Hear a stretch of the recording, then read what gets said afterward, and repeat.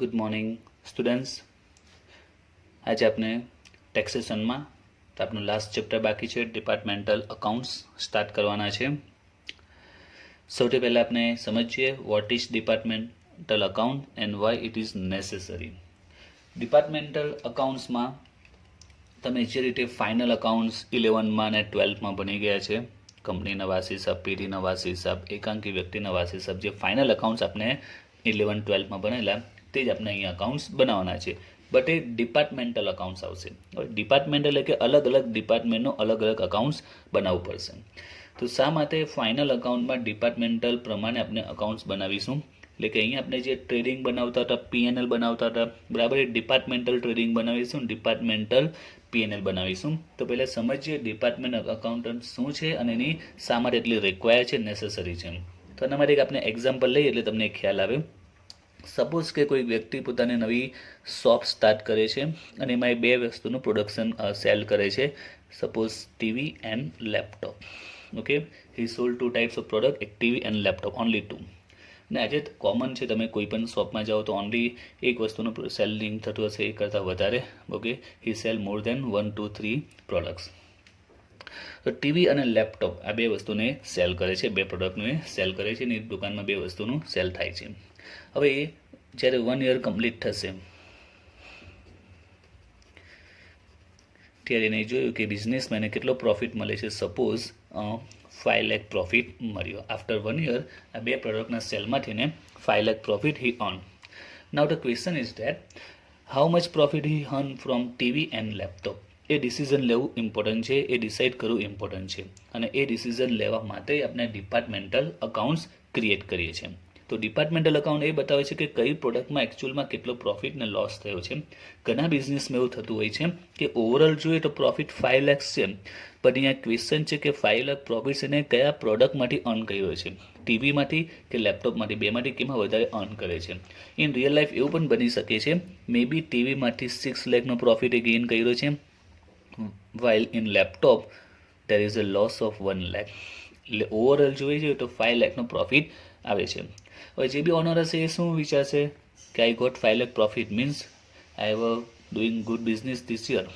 But in એકચ્યુઅલમાં એ લેપટોપમાં લોસીસ થયો છે 1 લાખનો. તો એ લોસીસ એને ખબર કઈ રીતે પડશે?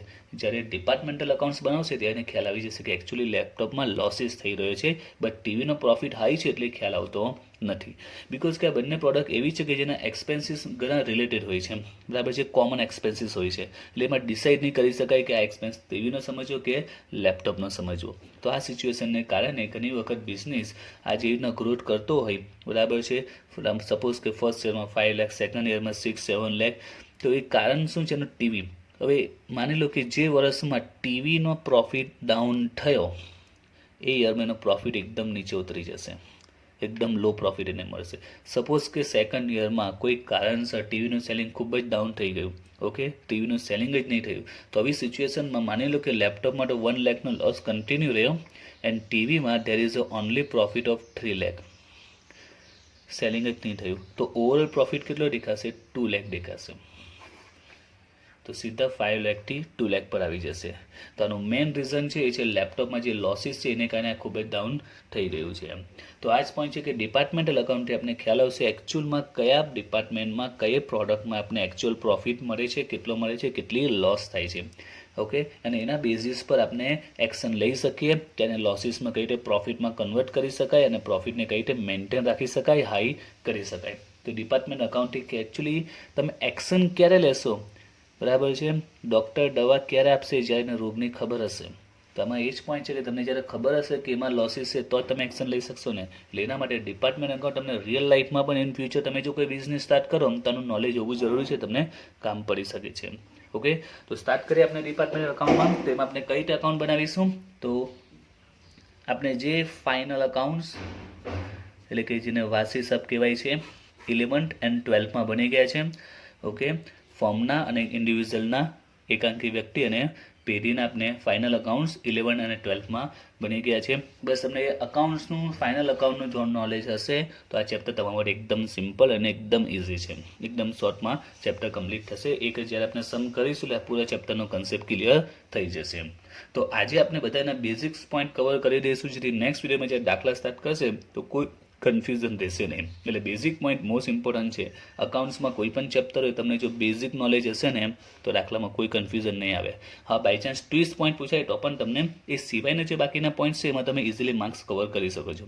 એટલે મોસ્ટ ઇમ્પોર્ટન્ટ પોઈન્ટ છે, કોઈ બી અકાઉન્ટ્સનું તમને બેઝિક થિયરી નોલેજ હોવું જરૂરી છે. તો આપણે નોર્મલી દરેક વિડીયોમાં ફર્સ્ટ મારો વિડીયો એના પર જ હોય છે કે આપણે બેઝિક નોલેજ પહેલાં કન્સેપ્ટ ક્લિયર કરવાનો હોય છે, પછી સમય એટલી પ્રોબ્લેમ આવતી નથી. ઓકે, તો આમાં સૌથી પહેલાં આપણે ફાઇનલ અકાઉન્ટ્સમાં આપણે ખબર છે ટ્રેડિંગ એન્ડ પીએનએલ બને. તો આમાં જે ટ્રેડિંગ બનશે એ ટ્રેડિંગ અકાઉન્ટ જે નોર્મલ ટ્રેડિંગ અકાઉન્ટ નહીં આવશે, એ શું હશે? ડિપાર્ટમેન્ટલ ટ્રેડિંગ અકાઉન્ટ બનશે. એટલે નોર્મલ ટ્રેડિંગ અકાઉન્ટમાં શું આવે? પર્ટિક્યુલર એન્ડ રૂપીસ આવે, રાઈટ. જ્યારે અહીંયા શું આવશે? પર્ટિક્યુલર એન્ડ બેડ ડિપાર્ટમેન્ટ આવશે. જેટલું પ્રોડક્ટ્સ આપણે સેલ કરતા હોય, ટીવી છે, લેપટોપ છે, કોમ્પ્યુટર, જેટલી પણ પ્રોડક્ટ હશે, મોબાઈલ છે, તો એ રીતેના કોલમ બનાવીશું. આપણે તારો સપોઝ કે ટીવી અને લેપટોપ છે, એક અકાઉન્ટ ટીવીનું આવશે અને એક કોલમ આવશે લેપટોપની. આ રીતે આપણે બે કોલમ ડ્રો કરીશું, રાઈટ. જો મોબાઈલનું પણ સેલિંગ થતું હોય તો TV laptop mobile, TV laptop mobile. તો આ રીતે આપણું ડિપાર્ટમેન્ટલ ટ્રેડિંગ અકાઉન્ટ કમ્પ્લીટ થશે. હવે આપણે એમાં શું એન્ટ્રી આવે એ પણ શોર્ટમાં જોઈ લે. ટ્રેડિંગ અકાઉન્ટ વિશે તો નાની આઈડિયા હશે જ કે ટ્રેડિંગમાં શું એન્ટ્રી આવતી હોય. તો ઓપનિંગમાં સૌથી પહેલાં શું આવશે? અહીંયા ઓપનિંગ સ્ટોક આવશે, ધેન પરચેસ, અને જો પરચેસ રિટર્ન હશે તો એ માઇનસ થશે. ત્યાર પછી સામે સાઈડ શું આવશે? તો એ સેલ્સ આવશે, credit side. Opening stock, closing stock, આ એક કોમન એની ઇફેક્ટ છે. Opening stock, closing stock, purchase return, sales and sales return, જે આપણે બધાને ખ્યાલ જ છે. Then any expense related to purchase or production અને પ્રોડક્શન એન્ડ પરચેસ સાથે રિલેટેડ એક્સપેન્સીસ આવે. તો કયા એક્સપેન્સીસ આવે? વેજીસ આવે, ત્યાર પછી carriage inward, octroi, railway freight etcetera. તો બધા જે પ્રોડક્શન સાથે અને પરચેસ સાથે રિલેટેડ એક્સપેન્સ હોય તે એક્સપેન્સીસ આવતા હોય છે, રાઈટ. અને અકાઉન્ટ જ્યારે ક્લોઝ કરીશું તો જે આવશે એને આપણે શું કહીશું? Gross profit. અને આ બાજુ જો ડિફરન્સ આવશે તો એને શું કહીશું? Gross loss. હવે એમાં ક્વેશ્ચનમાં તમારા પાસે બધી ઇન્ફોર્મેશન અવેલેબલ હશે. સપોઝ કે યર કમ્પ્લીટ થાય ત્યારે આપણે ખ્યાલ હશે જ કે એકચ્યુઅલી ટીવીનો આપણી પાસે કેટલો સ્ટોક છે, લેપટોપનો કેટલો સ્ટોક છે, આ બંને ઇન્ફોર્મેશન અવેલેબલ હશે. અને એ જ closing stock next year opening stock બનતો હોય છે, તો એમાં પણ આપણે ઇનશોર્ટ ઇન્ફોર્મેશન હોય છે. એટલે ઓપનિંગ અને ક્લોઝિંગ સ્ટોકમાં ટીવી અને લેપટોપનો કેટલો સ્ટોક છે અવેલેબલ હોય છે. અને એ જ રીતે purchase and cells any information available હોય, કારણ કે પરચેસ થયોના બિલ આવ્યું હશે, સેલ્સ થયોના ટ્રાન્ઝેક્શન થયું હશે, તેના પર આ ઇન્ફોર્મેશન પણ ઇન્ડિવિજ્યુઅલી ઇનશોર્ટ અવેલેબલ હોય છે. કહેવાનો પોઈન્ટ શું કે પરચેસની સેલ્સની ઇન્ફોર્મેશન તો હશે, પણ એમાં ટીવીનું પરચેસ કેટલું છે, લેપટોપનું પરચેસ સેલ્સ કેટલું છે, ઇન્ફોર્મેશન આપણી પાસે અવેલેબલ હશે. તો ટીવી અને લેપટોપની opening stock, closing stock, purchase and sales આ દરેકની ઇન્ફોર્મેશન ઇન્ડિવિજ્યુઅલી આપણી પાસે અવેલેબલ હશે. એની સાથે સાથે પરચેસ અને પ્રોડક્શન સાથે જે એક્સપેન્સ રિલેટેડ છે એની પણ ઇન્ફોર્મેશન ઓલમોસ્ટ ક્વેશ્ચનમાં આપેલી હોય છે અને એકચ્યુઅલી રિયલ લાઈફમાં પણ અવેલેબલ હોય જ છે. ઓકે, તો કહેવાનો પોઈન્ટ શું કે ટ્રેડિંગમાં એટલે કોઈ ઇસ્યુ આવતો નથી. ડિપાર્ટમેન્ટલ ટ્રેડિંગ એકદમ સિમ્પલ છે. 11 સ્ટાન્ડર્ડના સ્ટુડન્ટ પણ આ ઇઝીલી કેરી કરી શકે છે, એટલું સિમ્પલ છે ડિપાર્ટમેન્ટલ ટ્રેડિંગ અકાઉન્ટ. જેમાં બધી ઇન્ફોર્મેશન આપેલી જ હોય છે. ટીવીના ડિપાર્ટમેન્ટ ટીવીમાં અને ટ્રેડિંગની લેપટોપમાં લખીશું. ઓકે, નાવ ટ્રેડિંગ પછી આપણે કયું બનાવે છે? પીએનએલ. પણ અહીંયા પણ આ પીએનએલનું કોમન નહીં હશે. એ કયું હશે? ડિપાર્ટમેન્ટલ પીએનએલ અકાઉન્ટ હશે. કયું હશે? Departmental profit and loss account. તો અહીંયા પણ આની જેમ જ ટ્રેડિંગની જેમ જ અહીંયા આપણે શું કરીશું? પર્ટિક્યુલર, ત્યાર પછી ટીવી એન્ડ લેપટોપ. એ જ રીતે અહીંયા પણ પર્ટિક્યુલર, ટીવી એન્ડ લેપટોપ. તો બંને અલગ અલગ કોલમ બનાવીશું, ટીવીની અને લેપટોપની. હવે પીએનએલ પણ સમજ્યો. ક્વેશ્ચનમાં મોસ્ટ ઇમ્પોર્ટન્ટ પોઈન્ટ છે પીએનએલ અકાઉન્ટ. સ્ટુડન્ટની જે મિસ્ટેક થાય છે, પ્રોબ્લેમ જે ક્રિએટ થાય છે સમમાં, એ પીએનએલ અકાઉન્ટમાં જ થાય છે. તમે જો ચેપ્ટરની પ્રેક્ટિસ કરી હોય, જોયું હશે, કોલેજમાં ચાલ્યું હશે તો ખ્યાલ આવ્યો જ હશે. બટ પીએનએલમાં કન્ફ્યુઝન થતી હશે, ટ્રેડિંગમાં એટલી નથી થતી, આના પછી બેલેન્સ શીટમાં પણ નહીં થતી. જે છે તે પીએનએલમાં જ છે, પ્રોફિટ એન્ડ લોસ, કારણ કે બિઝનેસનો મેઇન પોઈન્ટ પ્રોફિટ જ છે ને, પ્રોફિટમાં જ કન્ફ્યુઝન આવે. તો પીએનએલમાં શું આવશે એ સમજીએ આપણે. તો સૌથી પહેલાં અહીંયા જે ક્રોસ પ્રોફિટ કે જે લોસ જે આવ્યું હશે તે ક્રોસ ટ્રાન્સફર થશે. અહીંયા ડેબિટ છે તે credit side, gross profit. Okay, now gross profit આવી ગયો. હવે પીએનએલમાં શું આવે આપણે ખબર છે, બધા એક્સપેન્સીસ અને ઇન્કમ આવે. તો કયા એક્સપેન્સીસ આપણે પીએનએલમાં લખીએ? તો એક્સપેન્સીસમાં આપણે લઈએ તો એક carriage outward, advertisement, then bad debt, okay, discount allow, then discount received. Okay, તો આ ટાઈપના આપણે ઘણા એક્સપેન્સીસ આવતા હોય છે જે આપણે પીએનએલ સાઇડ લખીએ છીએ. આમાં પણ તમને કોઈ પ્રોબ્લેમ નહીં આવશે. Now the question is that suppose carriage outward કે એડવર્ટાઇઝ. ચાલો આપણે વાત કરીએ એડવર્ટાઇઝ. આપણે શોપ સ્ટાર્ટ કરી તો આપણે ન્યૂઝપેપરમાં અને બેનર્સ વગેરેમાં એડવર્ટાઇઝ કરી and we have paid 20,000 rupees for advertisement expense. હવે અહીંયા ક્વેશ્ચન થાય કે 20,000 જે એડવર્ટાઇઝમેન્ટનો એક્સપેન્સીસ કર્યો, આપણે કયા ડિપાર્ટમેન્ટમાં કેટલી અમાઉન્ટ લખવી? ટીવીમાં કેટલી કે લેપટોપમાં કેટલી? શું બંનેમાં ઇક્વલ લખવી કે અલગ અલગ અમાઉન્ટ લખવી? આ ક્વેશ્ચન થાય. 20,000 જે એડવર્ટાઇઝમેન્ટ છે તે એડવર્ટાઇઝમેન્ટની અમાઉન્ટ કયા ડિપાર્ટમેન્ટમાં કેટલી અમાઉન્ટ આપણે રાઇટ ડાઉન કરવી જોઈએ, દેટ ઇઝ ધ પોઈન્ટ. તો અહીંયા ક્વેશ્ચન ક્રિએટ થાય છે. અહીંયા ક્વેશ્ચન આવતો નહીં ટ્રેડિંગમાં, બિકોઝ મેં કહ્યું તે રીતે ઓપનિંગ સ્ટોક ને ક્લોઝિંગ સ્ટોક આપણે વર્ષ પૂરું થશે કેલ્ક્યુલેટ કરીશું તો ખ્યાલ આવશે કે આટલા ટીવી છે, આટલા લેપટોપ છે, ખબર પડી જશે.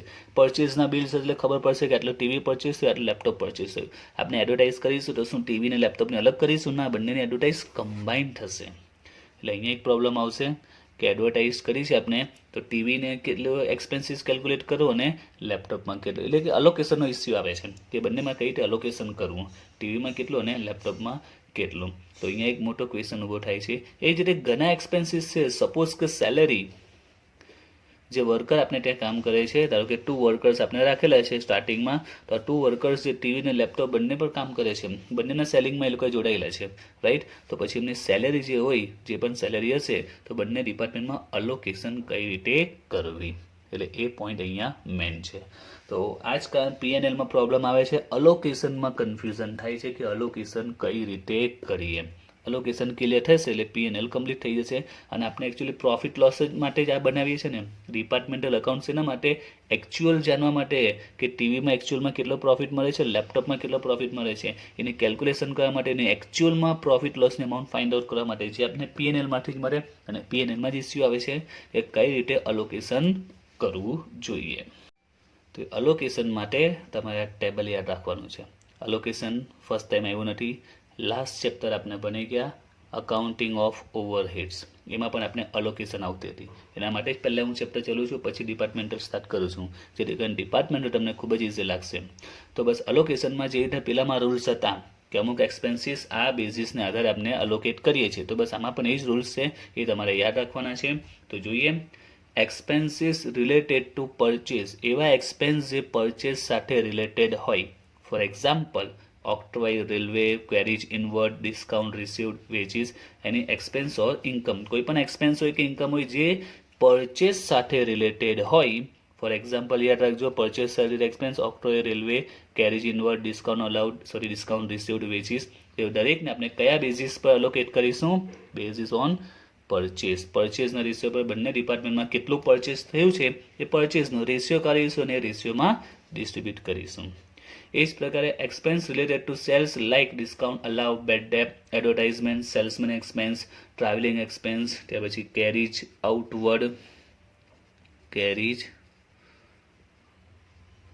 આઉટવર્ડ, તો જે સેલ્સ સાથે એક્સપેન્સ રિલેટેડ છે એને આપણે કેમાં ડિસ્ટ્રીબ્યુટ કરીશું, એલોકેશન કરીશું? In the ratio of sales. જે પણ એક્સપેન્સ સેલ્સ સાથે રિલેટેડ હોય તે સેલ્સના રેશિયોમાં. Then depreciation, repairing, insurance of asset, એટલે અસેટનો ડેપ્રી હોય, રિપેર હોય, મેન્ટેનન્સ હોય, ઇન્સ્યોરન્સ હોય, તો આપણે લાસ્ટ ચેપ્ટરમાં ભણી જ ગયા છે વેલ્યુ ઓફ અસેટમાં ડિસ્ટ્રીબ્યુટ કરીશું. Then worker expense like canteen expense, labour welfare expense, supervisor salary, વર્કરના જે બી એક્સપેન્સીસ હોય, નંબર ઓફ વર્કર્સ, આ બી લાસ્ટ ચેપ્ટરમાં આવી ગયું છે. Contribution in ESI, employ state insurance, contribution in ESI, employee state insurance, contribution in PF, contribution in pension fund, right. Last વિડીયોમાં લાસ્ટ ચેપ્ટરમાં ભણી ગયા છે. કોઈ પણ પ્રકારનું કન્ટ્રીબ્યુશન તો આપણે ડાયરેક્ટ વેજીસમાં ડિસ્ટ્રીબ્યુટ કરતા હતા, તો અહીંયા પણ વેજીસ કાં તો સેલેરી, રાઈટ, સેલેરી અથવા તો વેજીસમાં આપણે એને અલોકેટ કરીશું. રેન્ટ એન્ડ ટેક્સીસ ખ્યાલ જ છે આપણે. સ્પેસ ઓક્યુપાઈડ, લાઇટિંગ કોણ ખબર છે, લાઇટ પોઈન્ટ ઓર સ્પેસ ઓક્યુપાઈડ, રાઈટ. તો સિમ્પલ જ પોઈન્ટ છે, બિકોઝ એ ચેપ્ટરમાં દર વર્ષે હું એ જ ફોલો કરું છું કે સૌથી પહેલાં આપણે ઓવરહેજ કમ્પ્લીટ થઈ જાય, બરાબર છે, અકાઉન્ટિંગ ઓફ ઓવરહેજ. પછી જ્યારે તમે ડિપાર્ટમેન્ટલ સ્ટાર્ટ કરો તો તમે ડિપાર્ટમેન્ટ એકદમ સિમ્પલ લાગશે, કારણ કે આના માટે તમારે કોઈ બેઝિસ યાદ રાખવાની જરૂર નથી.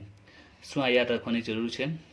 એક્સપેન્સ કે income related to purchase, purchase સાથે રિલેટેડ હોય તો પરચેસના રેશિયોમાં, સેલ્સ સાથે રિલેટેડ હોય તો સેલ્સના રેશિયોમાં, એન્ડ બાકીના તો આપણે ખ્યાલ જ છે જે અગાઉના ચેપ્ટરમાં બની ગયા છે, રાઈટ. ડેપ્રિસિએશન, રિપેર, ઇન્સ્યોરન્સ, એસેટમાં, પછી આ નંબર ઓફ વર્કર્સમાં જશે, કોઈ પણ કન્ટ્રીબ્યુશન હશે તો વેજીસમાં, રેન્ટ, ટેક્સીસ, સ્પેસ ઓક્યુપાઈડ અને લાઇટિંગમાં, લાઇટ પોઈન્ટ નહીં આપે તો સ્પેસ ઓક્યુપાઈડમાં આપણે અલોકેટ કરતા હતા. ક્લિયર? એટલે કે અહીંયા તમને કોઈ ઇસ્યુ આવવાનો નથી. તો આમાં જોઈએ carriage outward, advertisement, bad debt, discount allow, આ દરેકે દરેક કોને સાથે કનેક્ટેડ છે? તો આ દરેકે દરેક એક્સપેન્સીસ સેલ સાથે કનેક્ટેડ છે. કેરીજ આઉટવર્ડ છે, એડવર્ટાઇઝ છે, બેડ ડેપ છે, ડિસ્કાઉન્ટ અલાઉ છે. સામે ડિસ્કાઉન્ટ રિસીવ્ડ, ડિસ્કાઉન્ટ ક્યારે આપણે રિસીવ કરીએ? જ્યારે આપણે પરચેસ કરીશું ત્યારે, તો એ કેમાં ડિસ્ટ્રીબ્યુટ થશે? Ratio of purchase. ક્લિયર? તો આ જે પોઈન્ટ છે તમારે યાદ રાખવાના, એકચ્યુઅલી હું કહું તો યાદ રાખવાની જરૂર પણ નથી, તમને યાદ હશે જ. ઓકે, લાસ્ટ વિડીયોમાં આપણે જોયા છે, સમ પ્રેક્ટિસ કરી છે, બટ આમાં અમુક પોઈન્ટ તમારે યાદ રાખવાના એ છે ઇન્સ્યોરન્સ પ્રીમિયમ ઓફ સ્ટોક. એક આ ડિફરન્ટ પડે છે, યાદ રાખજો. ઇન્સ્યોરન્સ પ્રીમિયમ ઓફ સ્ટોક, સ્ટોકનું જો પ્રીમિયમ હોય, ઓકે, અસેટનું જો ઇન્સ્યોરન્સ હોય તો એ અસેટના રેશિયોમાં ડિસ્ટ્રીબ્યુટ થશે, બટ પ્રીમિયમ ઓફ સ્ટોક તો એ કેમાં ડિસ્ટ્રીબ્યુટ કરીશું? આપણે એવરેજ સ્ટોકના રેશિયોમાં. ખાસ યાદ રાખજો, એવરેજ સ્ટોકના રેશિયોમાં ઇન્સ્યોરન્સ પ્રીમિયમ ઓફ સ્ટોકને આપણે ડિસ્ટ્રીબ્યુટ કરીશું. તો આ રીતે દરેકે દરેક એક્સપેન્સને આપણે આ જે રેશિયો છે એ રેશિયોમાં આપણે ડિસ્ટ્રીબ્યુટ કરીશું. નાવ ક્વેશ્ચન ઓફ સેલેરી, તો સેલેરી માટે દાખલામાં કોઈને કોઈ ક્લુ આપેલો છે. ઓકે, સોરી, એક લાસ્ટ પોઈન્ટ કહેવાનું રહી ગયું છે. એક્ઝામમાં તમે પ્રેક્ટિસ કરો કે અત્યારે બુક્સમાંથી કે એક્ઝામમાં કોઈ પણ સમ હોય, જે પણ એક્સપેન્સીસ આવતા હોય, બરાબર છે, તમે એક્સપેન્સને નોટ ડાઉન કરો, હવે જ્યારે એને ડિસ્ટ્રીબ્યુટ કરો, અલોકેટ કરો, તો સૌથી પહેલું કામ તમારે ક્વેશ્ચનમાં અધર ઇન્ફોર્મેશનમાં ચેક કરી લેવાનું કે એમનો દાખલામાં કંઈ કીધું છે, એટલે કોઈ ઇન્ફોર્મેશન આપેલી છે કે આ એક્સપેન્સને કયા રેશિયોમાં ડિસ્ટ્રીબ્યુટ કરવાનું. ફોર એક્ઝામ્પલ, દાખલામાં કહ્યું હોય કે સપોઝ કે બેડ ડેપને 3:2 રેશિયોમાં ડિસ્ટ્રીબ્યુટ કરવાની છે. ક્વેશ્ચનમાં આપેલું છે કે બેડ ડેપને કયા રેશિયોમાં ડિસ્ટ્રીબ્યુટ કરવાની છે? 3:2. તો આપણે એ જ રેશિયોમાં ડિસ્ટ્રીબ્યુટ કરીશું, ત્યારે સેલ્સનો રેશિયો યુઝ નથી કરવાનો. એટલે ઇનડાયરેક્ટલી કહેવાનો પોઈન્ટ એ છે કે ક્વેશ્ચનમાં જો કોઈ એક્સપેન્સ કે ઇન્કમ વિશે ઇન્ફોર્મેશન આપી હોય કે એને આ રેશિયોમાં અલોકેટ કરવાનું છે, રાઈટ, ત્યારે તમારે આ કોષ્ટકને, આ ટેબલને ઇગ્નોર કરવાનું છે, આ ટેબલને ફોલો કરવાનું નથી. Van there is already perfectly given in the example, this expense distributed allocate in this ratio, આ એક્સપેન્સને આ રેશિયોમાં જ અલોકેટ કરવાનો છે. Okay, in that case we have to allocate that expense in that ratio, not this table. Okay, do not following this table, don't follow this table. Clear? તો આ point ખાસ આવ્યો. જ્યારે ક્વેશ્ચનમાં સ્પષ્ટ કહ્યું હોય કે આ એક્સપેન્સને આ રેશિયોમાં અલોકેટ કરવાનો છે, ત્યારે એ જ રેશિયોમાં આપણે અલોકેટ કરીશું, ત્યારે ટેબલને ઇગ્નોર કરીશું. ક્લિયર? તો આ પોઈન્ટ ખાસ યાદ રાખજો. ઓકે, નાવ આપણે P&L અકાઉન્ટ ક્લોઝ કરીશું, તો એમાંથી આપણે જે મળશે તેને આપણે શું કહીશું? Net profit. તો બંને ડિપાર્ટમેન્ટમાં આપણે એકચ્યુઅલમાં કેટલો પ્રોફિટ કે લોસ જે પણ હશે ખ્યાલ આવી જશે કે એકચ્યુઅલમાં ટીવીમાં કેટલો પ્રોફિટ મળે છે અને લેપટોપમાં કેટલો પ્રોફિટ મળે છે, એની અમાઉન્ટ આપને મળી જશે. મે બી લોસ હોય તો લોસ પણ ખબર પડી જશે કે એકચ્યુઅલમાં કેટલો લોસ થાય છે. અને સપોઝ જો પ્રોફિટ થતો હોય તો એ પણ કન્સેપ્ટ ક્લિયર થશે કે કેમાં વધારે આપણને પ્રોફિટ મળે છે, which department is very profitable for us, તો આપણે એના પર વધુ ફોકસ કરી શકીએ. એન્ડ જે ડિપાર્ટમેન્ટમાં એકચ્યુઅલમાં પ્રોફિટ લો છે કે લોસીસ છે, તો એને આપણે ટ્રાય કરીશું ને પ્રોફિટમાં કન્વર્ટ કરવા માટે. તો આપણે ખ્યાલ હશે કે કેમાં એકચ્યુઅલ પ્રોબ્લેમ છે, તો જ આપણે એનું સોલ્યુશન મળશે ને. તો departmental profit and loss account પરથી આપણે ખ્યાલ આવી જશે. નાઉ ધ ક્વેશ્ચન ઇઝ ધેટ કે અમુક એક્સપેન્સીસ એવા છે કે જેને ડિસ્ટ્રીબ્યુશન કરવું ટફ છે, હાર્ડ છે. જેમ કે for example interest on bank loan. Suppose કે આપણે બિઝનેસ જે સ્ટાર્ટ કર્યો, આપણે જે શોપ સ્ટાર્ટ કરી એના માટે આપણે બેંકમાંથી 5 લાખની લોન લીધી છે. નાઉ ધ ક્વેશ્ચન ઇઝ ધેટ કે જે લોન લીધી છે એનું ઇન્ટરેસ્ટ સપોઝ ઇન્ટરેસ્ટ આવે છે 20,000. Now how to allocate this interest. હવે ઇન્ટરેસ્ટને કઈ રીતે અલોકેટ કરવું, ટીવીમાં કેટલું અને લેપટોપમાં કેટલું, એ ક્વેશ્ચન ક્રિએટ થાય છે. કઈ રીતે અલોકેટ કરીએ ટીવીમાં અને લેપટોપમાં, કારણ કે એનો કોઈ રેશિયો આપણે બનાવી નહીં શકીએ અને પરચેસ કે સેલ્સ આવી શકે કે અધર કોઈ પોસિબલ છે, બિકોઝ કે આ અમાઉન્ટ આપણે કેમાં યુઝ કરી છે, આ શોપ માટે લીધી છે, આ બિઝનેસ માટે લીધી છે, તો ઇક્વલ તો લઈ શકાય નહીં. કદાચ એવું બી જો પ્રેક્ટિકલ વિચારો, સપોઝ કે આપણે અત્યારે ટીવીનું નોલેજ વધારે છે, આપણે ટીવીનો સ્ટોક વધારે રાખીએ છીએ, લેપટોપનો થોડો ઓછો રાખીએ છીએ સ્ટાર્ટિંગમાં, તો આવી સિચ્યુએશનમાં તમે ઇક્વલ ડિસ્ટ્રીબ્યુટ કરો તો એ પણ યોગ્ય નહીં કહેવાય, બિકોઝ કે ત્યાં ટીવીને તમે વધારે ઇમ્પોર્ટન્સ આપેલું છે, લેપટોપને ઓછું આપેલું છે, તો પછી આ એક્સપેન્સીસને આપણે બંને વચ્ચે ઇક્વલ પણ ડિસ્ટ્રીબ્યુટ નહીં કરી છે. ઘણા શું વિચારે કે કોઈ એક્સપેન્સનો આઈડિયા તો ઇક્વલ ડિસ્ટ્રીબ્યુટ કરી દો. પ્રેક્ટિકલી હું વાત કરું છું તો 20,000 જો આપણે ઇક્વલી ડિસ્ટ્રીબ્યુટ કરીએ તો કોમન છે, લેપટોપનો આપણો બિઝનેસ વધારે છે જ નહીં, એ આપણે જસ્ટ સ્ટાર્ટઅપ કરેલું છે, જે ટીવીમાં આપણે મોટા લેવલ પર કામ કરવાના છે, તો અહીંયા તો કોમન છે, લેપટોપમાં લોસ જ થવાનો છે ઇનડાયરેક્ટલી, કારણ કે એમાં એક્સપેન્સ હાઈ આવશે. તો આવી સિચ્યુએશનમાં એક ક્વેશ્ચન થાય કે કઈ રીતે એક્સપેન્સને ડિસ્ટ્રીબ્યુટ કરવો. તો જે એક્સપેન્સને એકચ્યુઅલી ડિસ્ટ્રીબ્યુટ કરવું થોડું ટફ હોય તો એવી સિચ્યુએશનમાં આપણે એક બીજું અકાઉન્ટ બનાવીશું જેને કહેવાય છે general profit and loss account. તો એમાં આપણે શું કરીશું, આ જે પીએનએલનો નેટ પ્રોફિટ મળેલો છે બંને ડિપાર્ટમેન્ટનો, એ નેટ પ્રોફિટને આપણે ટ્રાન્સફર કરીશું, જે બે ડિપાર્ટમેન્ટ છે તે લેપટોપ અને ટીવીનું, અને જે એક્સપેન્સ આપણે અલોકેશન કરવું હાર્ડ છે, ટફ છે, એને આપણે અહીંયા ડેબિટ સાઇડ બતાવી દઈશું. એટલે એવા ઘણા એક્સપેન્સીસ છે કે જેને અલોકેશન પોસિબલ નથી, તો આપણે એક સિંગલ જ અહીંયા બનાવીશું પર્ટિક્યુલર એન્ડ રૂપીઝ, એમાં આપણે બે ડિપાર્ટમેન્ટ બનાવીશું નહીં. જેને અલોકેશન પોસિબલ નથી અથવા તો ટફ છે તેવા એક્સપેન્સીસ આપણે કે ઇન્કમ એને આ બાજુ આપણે બતાવીશું, અને એમાં જે મળશે એને પણ આપણે નેટ પ્રોફિટ જ કહીશું, જે આપણે બેલેન્સ શીટમાં ટ્રાન્સફર કરીશું. ઓકે, તો હવે કયા એક્સપેન્સીસ જેને અલોકેશન પોસિબલ નથી અથવા તો ટફ છે. તો ઇન્ટરેસ્ટ, સૌથી પહેલાં તો ઇન્ટરેસ્ટ, કોઈ પણ ઇન્ટરેસ્ટ હોય, બેંક લોનનું ઇન્ટરેસ્ટ ઓન કેપિટલ હોય કે ડ્રોઈંગ હોય, ઇન્ટરેસ્ટ ઓન ઇન્વેસ્ટમેન્ટ હોય, ઇન્ટરેસ્ટ ઓન બીઓડીઆઈ, કોઈ પણ પ્રકારનું ઇન્ટરેસ્ટ હોય, રાઈટ. તો એનું અલોકેશનનો જો કોઈ બેઝિસ, આમાં પણ એક રૂલ છે, જો ક્વેશ્ચનમાં ઇન્ફોર્મેશન આપેલી હોય કે બેંક લોન ઇન્ટરેસ્ટને 1:2 ડિવાઈડ કરવાનું છે, અલોકેટ કરવાનું, તો આપણે કરી દઈશું. બટ જો કોઈ ઇન્ફોર્મેશન નહીં હોય ત્યારે આપણે ટેબલને ફોલો કરીશું, અને ટેબલમાં શું કહે છે કે એનું અલોકેશન પોસિબલ નથી, ટફ છે, allocation of this expense income is difficult, they transfer two general P&L account, એને આપણે જનરલ પીએનએલમાં ટ્રાન્સફર કરી દઈશું, because it is hard two allocation of that expenses. તો કયા એક્સપેન્સીસ છે ખાસ યાદ રાખવાના છે, તો એની interest શોર્ટમાં, then bad debt reserve, remember this one, if bad debt is given, bad debt distributed in ratio of sales, bad debt ને આપણે સેલ્સના રેશિયોમાં અલોકેટ કરીશું, બટ બેડ ડેપ રિઝર્વને અલોકેટ થઈ શકે નહીં, તો બેડ ડેપ રિઝર્વને આપણે શું કરીશું, તે જનરલ પીએનએલમાં ટ્રાન્સફર કરીશું. બેડ ડેપને ડિસ્ટ્રીબ્યુટ કરી દેવાની, બટ બેડ ડેપ રિઝર્વને જનરલ પીએનએલમાં ટ્રાન્સફર કરી દઈશું. After that, audit fee, bank expense, legal expense, salary of general manager. General manager એટલે દરેક ડિપાર્ટમેન્ટનો મેનેજર, જનરલ કોમન છે, તો એની પણ કેમાં લઈ લઈશું, જનરલ પીએનએલ અકાઉન્ટમાં ટ્રાન્સફર કરી દઈશું. તો તમારે આ જે ટેબલ છે પરફેક્ટ યાદ રાખવાનું છે, એમાં તમારે યાદ રાખવું હોય તો લાસ્ટ 2 પોઈન્ટ, કારણ કે એ પહેલાંના જે પણ પોઈન્ટ છે એ નોર્મલ છે, ખ્યાલ રહી, એમાં કંઈ તમારે રિમેમ્બર યાદ રાખવાની બી જરૂર નથી. આ લાસ્ટ 2 યાદ રાખજો, ઇન્સ્યોરન્સ પ્રીમિયમ ઓફ સ્ટોક જે એવરેજ સ્ટોકમાં ડિસ્ટ્રીબ્યુટ થશે, અને જે એક્સપેન્સને ડિસ્ટ્રીબ્યુટ કરવા પોસિબલ નથી, હાર્ડ છે, એને આપણે જનરલ પીએનએલમાં ટ્રાન્સફર કરીશું. શોર્ટમાં interest, bad debt reserve, audit fee, bank expense, legal expenses, salary of general manager. અને એક પોઈન્ટ ફરીથી કહું છું, ક્વેશ્ચનમાં ખાસ ચેક કરી લેવાનું છે, એક્સપેન્સને કઈ રીતે ડિસ્ટ્રીબ્યુટ કરવું જોઈએ, ઇન્ફોર્મેશન આપેલી હોય તો આપણે એ જ રેશિયોમાં ડિસ્ટ્રીબ્યુટ કરીશું, અલોકેટ કરીશું, અને કોઈ ઇન્ફોર્મેશન નહીં હોય ત્યારે આપણે ટેબલના રૂલ્સને ફોલો કરીશું. ક્લિયર? તો આપનું પીએનએલ બની ગયું, જનરલ પીએનએલ બની ગયું. નાઉ આપનું લાસ્ટ પોઈન્ટ એ છે બેલેન્સ શીટ. હવે આપણે બેલેન્સ શીટ બનાવીશું. હવે બેલેન્સ શીટ વિશે આપણે ખ્યાલ જ છે, બેલેન્સ શીટમાં શું આવશે, તો લાયબિલિટીઝ એન્ડ રૂપીઝ, અને આ બાજુ અસેટ્સ એન્ડ રૂપીસ. હવે આ બેલેન્સ શીટ આપણે કંપનીનું નથી બનાવતા, આપણે કોઈ ફર્મનું કોઈ ઇન્ડિવિજ્યુઅલનું બેલેન્સ શીટ બનાવે એટલે નોર્મલ જે બેલેન્સ શીટ આવશે તે જ આવશે, લાયબિલિટીઝ રૂપીસ, અસેટ રૂપીસ. તો અસેટ માટે આપણે ખબર છે બધી અસેટ આવશે, લેન્ડ હશે, બિલ્ડિંગ હશે, સ્ટોક હશે, કેશ બેંક બેલેન્સ જે અસેટ નોર્મલી આવતી હશે તો એટલે એમાં કોઈ નવો પોઈન્ટ નથી.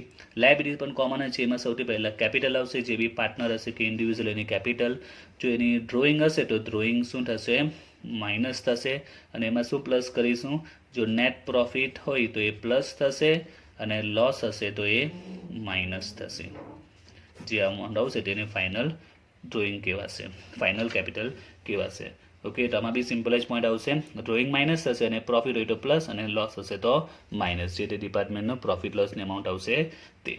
એન્ડ ધેન લાયબિલિટી સાઇડ બીજું શું આવે તો બી આવી શકે, બિલ્સ પેએબલ આવી શકે, બીઓડી આવી શકે, રાઈટ. એટલે નોર્મલી જે લાયબિલિટીઝ આવતી હોય તે લાયબિલિટીઝ આવશે. એટલે બેલેન્સ શીટમાં કંઈ ખાસ છે નહીં, જે નોર્મલ બેલેન્સ શીટ આવે તેવી રીતે બેલેન્સ શીટ આવશે. તમારે મેન જે ફોકસ છે એ છે તમારું પીએનએલમાં. તમારી જો મિસ્ટેક પડશે તે પીએનએલમાં પડી શકે છે, બેલેન્સ શીટના ટ્રેડિંગમાં કોઈ પ્રોબ્લેમ નહીં આવશે. તો ડિપાર્ટમેન્ટલ અકાઉન્ટના તમારે બેઝિક પોઈન્ટ યાદ રાખવાના છે. નેક્સ્ટ વિડીયોમાં આપણે સમ સ્ટાર્ટ કરીશું, આ બેઝિક પોઈન્ટ ક્લિયર છે, સમમાં કોઈ પ્રોબ્લેમ આવશે નહીં, એ આપણે જોઈશું કે સમને કઈ રીતે સોલ્વ કરીશું. તો આના માટે તમારે બે જ ઇન્ફોર્મેશન તમારે યાદ રાખવાની છે, બે વસ્તુનું નોલેજ હોવું જોઈએ. ફર્સ્ટ, ફાઇનલ અકાઉન્ટ વિશે થોડી માહિતી હોવી જોઈએ, જે 11-12માં બની ગયા. And second, this table. Okay, તો આ બે વસ્તુ વિશે પરફેક્ટ નોલેજ હશે તો દાખલામાં કોઈ પ્રોબ્લેમ નહીં આવશે. નેક્સ્ટ વિડીયોમાં આપણે દાખલા સ્ટાર્ટ કરીશું.